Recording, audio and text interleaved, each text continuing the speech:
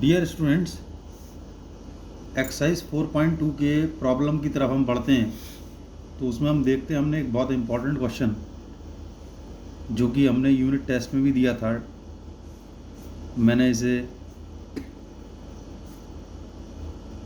यहाँ 0x minus y minus x y 0z minus z और 0, जिसे हमने 0 प्रूफ करना है और बिना एक्सपेंड किए प्रूफ करना है। एक्सपेंड कर लेंगे, टर्म कैंसिल हो जाएंगी, आपके पास 0 आंसर आ जाएगा, लेकिन बिना एक्सपेंड किए हुए प्रूफ करना है। ये अगर आप ध्यान से नोटिस करेंगे और कहीं ना कहीं मैट्रिक्स वाले चैप्टर से इसे कोरिलेट करेंगे, यू विल फाइंड ये skew symmetric matrix odd order मतलब 3/3 ऑर्डर, ऑड ऑर्डर मतलब 1/1 ऑर्डर या 3/3 ऑर्डर या 5/5 ऑर्डर। और ये प्रॉपर्टी है जो कि हम आगे हायर क्लासेस में पढ़ते भी हैं कि स्क्यू सिमेट्रिक मैट्रिक्स के डिटर्मिनेंट ऑड ऑर्डर के सब 0 होते हैं। लेकिन we can't use property here, हमें यहाँ पर इसे प्रूफ करना है लेकिन बिना एक्सपेंड किए हुए। बाकी स्क्यू सिमेट्रिक ऑड ऑर्डर जो 0 प्रूफ करने हैं, इनके अलावा आपके पास जितने भी सम हैं उनमें आप ये नोट कर लें, उनमें रिमेनिंग ऑल सम्स में आपके पास 0 प्रूफ करने का प्रॉपर्टी यूज़ करते हुए, बिना एक्सपेंड करते हुए, सिर्फ और सिर्फ यही जो प्रॉपर्टी नंबर 3 हमने पढ़ी थी यही यूज़ में आएगी। या तो कोई एक रो कंप्लीटली हमारी 0 रो बन जाएगी, या फिर प्रॉपर्टी यूज़ करते हुए कोई एक कॉलम हमारा कंप्लीटली 0 कॉलम बन जाएगा, या फिर प्रॉपर्टी यूज़ करके हमारे कोई 2 रो आइडेंटिकल हो जाएंगी, या फिर प्रॉपर्टी यूज़ करते हुए हमारे कोई 2 कॉलम आइडेंटिकल हो जाएंगे।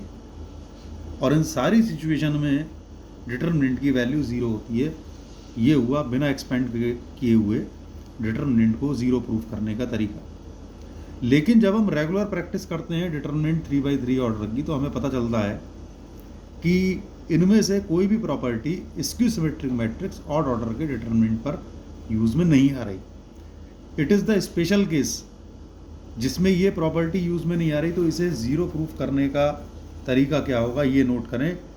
जब बच्चों ने इसका सॉल्यूशन किया है तो मैक्सिमम बच्चों ने या तो इसे अटैम्प्ट नहीं किया है, या जिन्होंने अटैम्प्ट भी किया है तो उनमें भी most of them are wrong. तो ध्यान से देखें इसका सॉल्यूशन किस तरीके से इसे हमने बिना एक्सपेंड किए हुए 0 प्रूफ करना है। सबसे पहले मैंने इसे डिटर्मिनेंट को, डिटर्मिनेंट है, आप कोई और नाम भी दे सकते हैं, इससे कोई फ़र्क नहीं है, यह नाम दे दिया। आफ्टर दिस वन हम यहाँ पर सबसे पहले स्टेप में डिटर्मिनेंट का ट्रांसपोज लेंगे।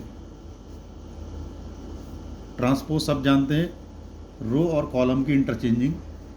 0 minus x y, x 0 minus z, minus y z 0। Now it has become determinant A transpose. Property number 1 अगर आपको याद हो, मैं आपको रिकॉल करा दूं डिटर्मिनेंट की, तो उसमें हमने पढ़ा था कि ट्रांसपोज का डिटर्मिनेंट और डिटर्मिनेंट ए की वैल्यू इक्वली होती है। तो we can also write by using the property number 1, this is determinant A. Now right side में आप ध्यान से देखें, अगर मैं -1 कॉमन लूँ from each row, R1 R2 R3, हमने डिटर्मिनेंट में ये भी पढ़ा है कि जब भी हम कॉमन लेते हैं तो सिर्फ एक रो या एक कॉलम से कॉमन लेते हैं। तो मैंने ईच रो से, आप ये भी कह सकते हैं ईच कॉलम से हमने -1 कॉमन ले लिया, तो इसका मतलब 3 बार बाहर आएगा। So that it will become